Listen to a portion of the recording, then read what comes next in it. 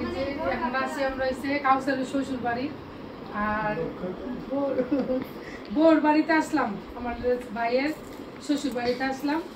এখন সকালবেলার নাস্তা আমরা এতগুলা খাইছি, আপনাদের দেখানোর সময় পাই নাই। আর এখন খাবার দাবার আবারও রেডি করছে, এই যে কতগুলা খাবার দাবার আবারও রেডি করছে। কি খাইবো এত খাবার? সকালবেলা এত খাবার খাওয়া যায় এখন তো? আর এমনই তো আপনারা সবাই বলেন যে আপু আপনি অনেক মোটা, আর আমি তো সাইজ একটু স্লিম থাকবো, কীভাবে থাকবো বলেন? একমাত্র ভাইয়ের শ্বশুর বাড়িতে আসলাম, সকালবেলা অনেক কিছু খাইছি, অনেক ফল ছিল, ইয়া ছিল, রসমালাই ছিল, অনেক কিছু খাইছি। খাওয়ার পর আবার বলতেছে ছোটো ভাইয়ের বউ বলতেছে যে না আপনার খাবারও রেডি হয়ে গেছে, আর কিছু খাইতেই। এখন দেখেন কতগুলা খাবার এই জায়গায় রেডি করছে, এতগুলা খাবার খাওয়া সম্ভব না। আর আমি যা খাইছি আমার একদম পেট ভরা, ঠিক আছে। এখন আবার আরেকটা ছোটো ভাই বিয়ে করছে 1 মাস আগে, ওর শ্বশুর বাড়িতে যাইতে। বাপু ভাইয়েরা আমি তো সুন্দর করে কোনো ব্লগই দিতে পারতেছি না, আপনারা মনে কিছু নেবেন না। কারণ হচ্ছে কি ব্লগ কীভাবে দেবো বলেন? আমি একমাত্র বোন, আমি হচ্ছি বড়, আর এটা হচ্ছে আমার ছোটো ভাই। এখন ছোটো ভাইয়ের বিয়ের মধ্যে আইসা আপনারা হয়তো অনেকেই বলবেন যে আপু আপনি ভালো করে কোনো ব্লগ দিলেন না, কিভাবে দিব ব্লগটা? আমার তো অল্প স্বল্প একটু দায়িত্ব আসছে না, যেমন আমি সে বড় বোন, দায়িত্ব নিয়ে কাজ করতে করতে, আর গ্রাম বাড়িতে বিয়ে বলছেন না, অনেক কাজের চাপ ছিল, অনেক কিছুর চাপ ছিল, বৃষ্টি ছিল অনেক। আর এত বৃষ্টির মধ্যে আমি এত তাড়াহুড়া করে কাজকর্ম করতে ইচ্ছে, এই কাজকর্ম লাগি ভালো করে ব্লগ দিতে পারছি না। এই যে এইদিকে সবাই সাজগোজ করতেছে, রেডি, তোমরা তাড়াতাড়ি রেডি হও। আর এই জায়গায় আছে আমার বড় ভাইয়ের মেয়ে, এদিকে দাঁড়াও, টাকা হচ্ছে গ্যাস জেমিনা, এটা হচ্ছে আমার বড় যারা তো ভাইয়ের মেয়ে, বড় মেয়ে জেমিনা নাম, অনেক ভালো মেয়ে। আর ওই যে আমার ছোট ভাইয়ের বউ আমার পিচ্ছিরে সাজাই দিতেছে, এই যে আমার মেয়ে ছোট মেয়েরা সাজাইতেছে, ছোট মেয়ে সাজার লাগে অনেক পাগল। আর এই যে ওনাদের বাড়ি, এই যে আমার ভাইয়ের শ্বশুর বাড়ি, ভাইয়ের শ্বশুর বাড়ি মানে আমাদের বাড়ি, ঠিক আছে।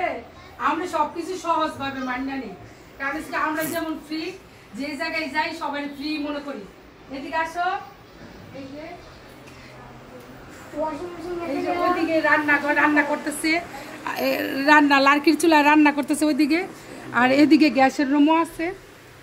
আর এদিকে অবস্থা এই যে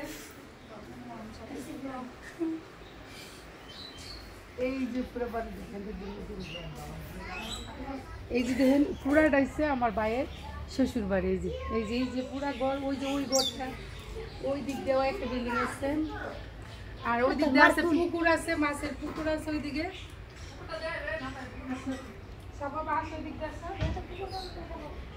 এই যে একটা সুন্দর একটা পুকুর আছে, পুকুরটা আপনাদের দেখায়, আসেন সবাই। আর এই যে এটা হচ্ছে পুকুর,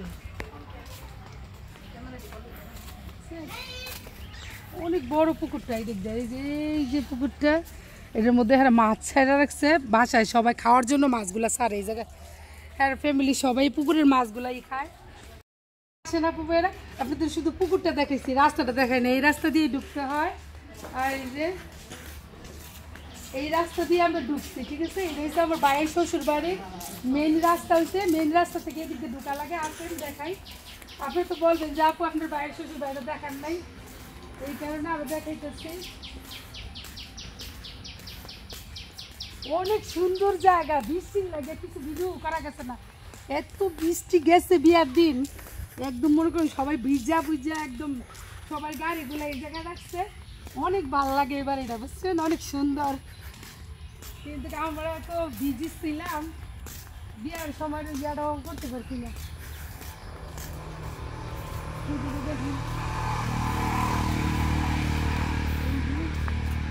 একদম মেইন রোডের থেকে ডাইরেক্ট বাড়িতে ঢুকে যায়।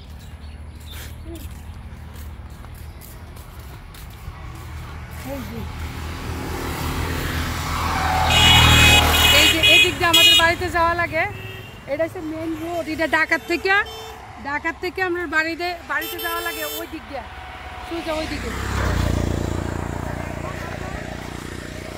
একটা 2 দিকে রাস্তা, এদিকে আমার বাড়িতে যাওয়া লাগে, আর এদিকে হচ্ছে ঢাকার থেকে আমরা আসি, আর এদিকে হচ্ছে আমার বাড়ির শ্বশুর বাড়ি। খুব সুন্দর একটা জায়গা, একদম শ্বশুর বাড়িটা হয়েছে বেড়ানোর মতো জায়গা। যদি আপনাদের বেড়াইতে ইচ্ছে করে সবাই আসবেন, ঠিক আছে।